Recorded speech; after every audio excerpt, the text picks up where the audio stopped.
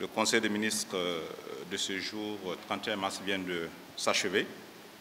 C'est achevé à 14h15 après avoir débuté ses travaux à 9h15. Il s'est tenu sous la présidence de son Excellence M. Roch-Marc Christian Kaboré, président du FASO.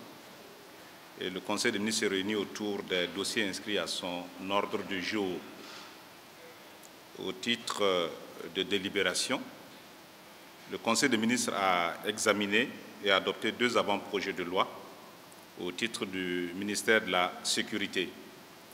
Le premier projet de loi est relatif au régime applicable aux drones civils dans notre pays. Il y a lieu peut-être de rappeler que le drone est un aéronef sans passager ni pilote qui vole de façon autonome et est piloté à distance. Sa nature intrinsèque à interférer dans la vie privée ou à porter atteinte à la sécurité publique exige du gouvernement un cadre juridique clair et précis pour son achat et son utilisation. Le projet de loi, une fois voté par l'Assemblée nationale, soumettra désormais donc tout achat, tout transfert ou toute utilisation d'un drone civil à une autorisation d'achat ou de cession délivrée désormais par le ministre de la Sécurité. Le Conseil des ministres, naturellement, en raison de l'impact de ce projet de loi ou de cette loi-ci, elle venait à être votée sur les usagers des drones civils, puisque vous aurez constaté qu'il y a des drones civils au Burkina Faso. Il y a aussi des structures et organisations qui utilisent les drones dans le cadre strictement professionnel. Donc le Conseil des ministres a instruit le ministre de la Sécurité à une communication de proximité avec les agences de communication donc, qui utilisent les drones dans le cadre de leurs activités professionnelles, afin d'indiquer donc les implications de ce projet de loi. Le second projet de loi qui a été examiné et adopté par le Conseil des ministres porte sur le régime général des armes à feu,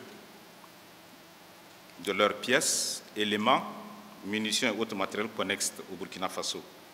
Désormais, par ce projet de loi, le régime des armes de guerre et celui des armes civiles seront régis par une seule loi.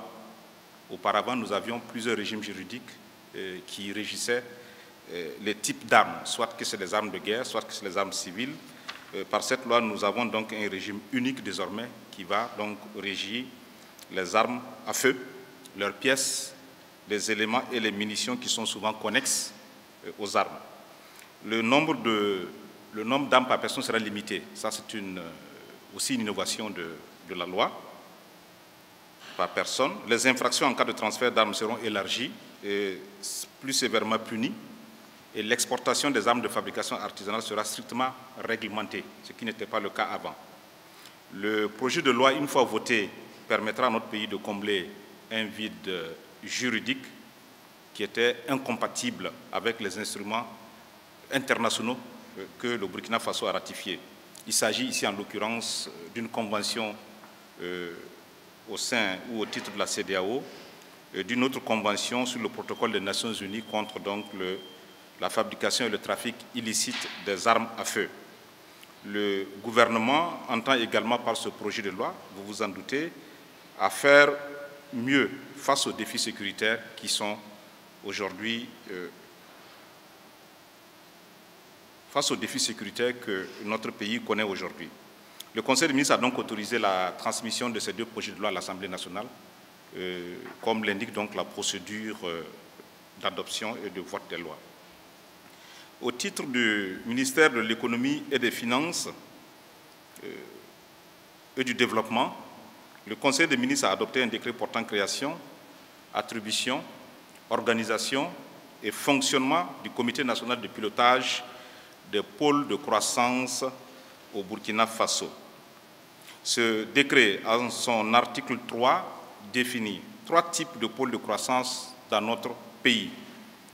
Il s'agit premièrement du pôle économique de croissance, qui est la combinaison ou une combinaison d'acteurs publics et privés sur un territoire donné de notre pays et qui sont engagés dans une démarche partenariale destiné à dégager des synergies d'investissement pour la mise en valeur des ressources naturelles ou de toute autre ressource donnée. Il s'agit deuxièmement, comme pôle de croissance, de ce qu'on peut appeler la zone économique d'exportation. C'est aussi une combinaison entre des acteurs privés et publics sur un périmètre géographique ou un territoire donné de notre pays en vue de promouvoir exclusivement les exportations.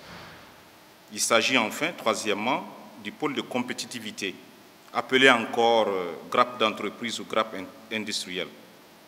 Le pôle de compétition est également une combinaison entre des acteurs publics et privés sur une partie de notre territoire et qui vise donc la promotion de l'innovation scientifique ou technologique ou encore qui vise le développement industriel. Ce décret, donc, par son adoption et sa mise en œuvre, vise à accélérer la transformation structurelle de l'économie de notre pays. Au titre du ministère de l'Éducation nationale, de l'alphabétisation et de la promotion des langues nationales, le Conseil des ministres a adopté un décret portant organisation du dit ministère. Ce décret donc est conforme au décret 21 du 10 février 2021 portant donc attribution des membres du gouvernement. Au titre du ministère de la Communication et des relations avec le Parlement, le Conseil a adopté un décret portant organisation du dit ministère. Ce décret prend en compte donc les changements intervenus dans ce département afin de le conformer au décret 2021 du 10 février 2021 qui attribue donc aux membres du gouvernement un certain nombre de missions. Les changements qui sont opérés donc dans cette relecture de l'organisation du ministère de la Communication visent à permettre une meilleure promotion de l'action gouvernementale et présidentielle, un meilleur ancrage du dit ministère en région à travers la dynamisation des directions régionales, la communication et des relations des parlements dans l'ensemble des 13 régions de notre pays et à faciliter une maîtrise, sinon une orientation efficace des mutations technologiques dans le domaine des médias et de la communication. L'adoption de ce décret permet au dit ministère, donc au ministère de la Communication et des Relations avec le Parlement, de se doter donc d'un nouvel organigramme qui lui permettra d'accomplir efficacement ses missions.